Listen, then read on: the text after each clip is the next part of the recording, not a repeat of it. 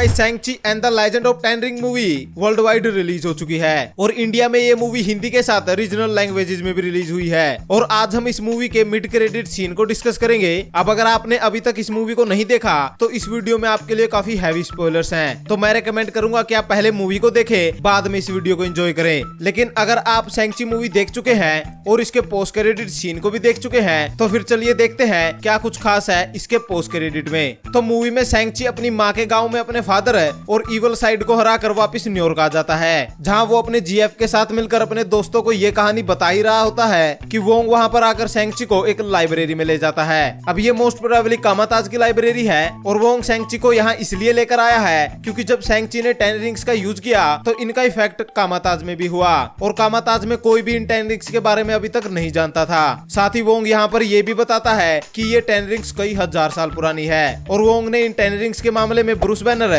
और captain Marvel को call पर बुलाया है। और जिस टेक्नोलॉजी से कैप्टन मार्वल और ब्रूस बैनर बात कर रहे हैं, इस टेक्नोलॉजी को हमने पहली बार एंड गेम में देखा था जब ब्लैक विडो सभी से रिपोर्ट ले रही होती है। खैर यहाँ ब्रूस बैनर ह्यूमन फॉर्म में है, यानी एंड गेम में हल्क और ब्रूस बैनर मर्ज जरूर हुए थे लेकिन प्रोफेसर हल्क अभी भी ब्रूस बैनर में बदल सकता है। साथ ही इस सीन में ब्रूस बैनर के हाथ पे पट्टा बंधा होता है जो हमने एंड गेम के लास्ट में देखा था, यानी ब्रूस बैनर का हाथ अभी तक ठीक नहीं हुआ है और शायद वो कभी ठीक होगा भी नहीं, क्योंकि यहाँ कैप्टन मार्वल के बाल देखकर लग रहा है कि ये टाइम एंड गेम के काफी बाद का है। और अगर अभी तक ब्रूस बैनर का हाथ ठीक नहीं हुआ तो फिर या तो ये हाथ परमानेंटली डैमेज हो चुका है या फिर स्नैप ने हल्क के हाथ को इतना डैमेज कर दिया कि अब हल्क की हीलिंग नॉर्मल इंसान की तरह हो रही है। खैर आगे पोस्ट क्रेडिट सीन में ब्रूस बैनर शैंग-ची को बताता है कि ये रिंग किसी को मैसेज भेज रही है। अब शैंग-ची मूवी में शैंग-ची का फादर मारा गया, साथ ही वो इवल क्रिएचर भी मारे गए, तो अब ये रिंग्स किसको मैसेज भेज सकती है। अब यहाँ हो सकता है कि इन रिंग्स का कनेक्शन इटर्नल्स के साथ हो, क्योंकि इटर्नल्स के ट्रेलर से हमें ये पता है कि 7000 सालों से इटर्नल्स अर्थ पे नहीं आए हैं और ये 10 रिंग्स भी हजारों साल पुरानी है, तो हो सकता है कि 10 रिंग्स इटर्नल्स ने ही बनाई हो और अब इटर्नल्स के इस वेपन का यूज बड़े लेवल पर हुआ है, इसलिए इटर्नल्स अर्थ पे आए हैं। और जब इटर्नल्स अर्थ पे आए तो इन रिंग्स ने इटर्नल्स को मैसेज भेजना शुरू कर दिया।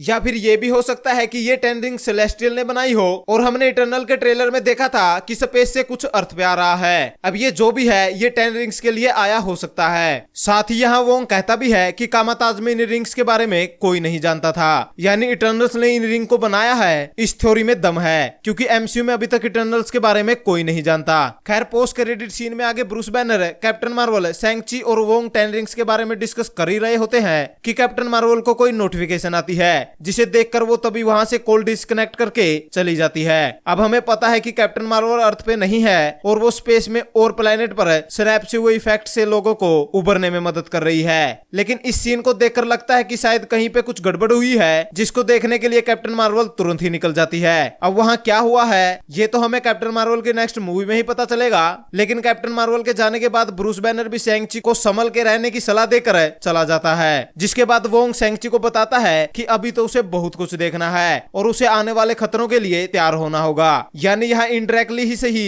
लेकिन शैंग-ची को अवेंजर्स में शामिल कर लिया गया है और फिर शैंग-ची अपनी जीएफ और वोंग के साथ डिस्को में चला जाता है। तो गाइस यही था शैंग-ची का पोस्ट क्रेडिट सीन। मूवी के रिलीज होने से पहले कहा जा रहा था कि ये पोस्ट क्रेडिट सीन एमसीयू का अब तक का बेस्ट पोस्ट क्रेडिट सीन होगा। अब ये कितना जबरदस्त है ये तो एमसीयू के फ्यूचर में ही पता चलेगा जब हमें दिखाया जाएगा कि आखिर ये 10 रिंग्स किसको मैसेज भेज रही है। लेकिन तब तक अगर आपके पास में कोई भी थ्योरी है इस सीन से रिलेटेड है तो वो हमें कमेंट में जरूर बताएं। साथ ही अगर आपको हमारी ये वीडियो पसंद आई तो इसे लाइक और शेयर जरूर करें। ऊपर से इसी तरह के सुपर कंटेंट के लिए हमारे चैनल को जरूर सब्सक्राइब करें। Thank you guys, this is Vicky Seemar and you watching the Vicky सीमार।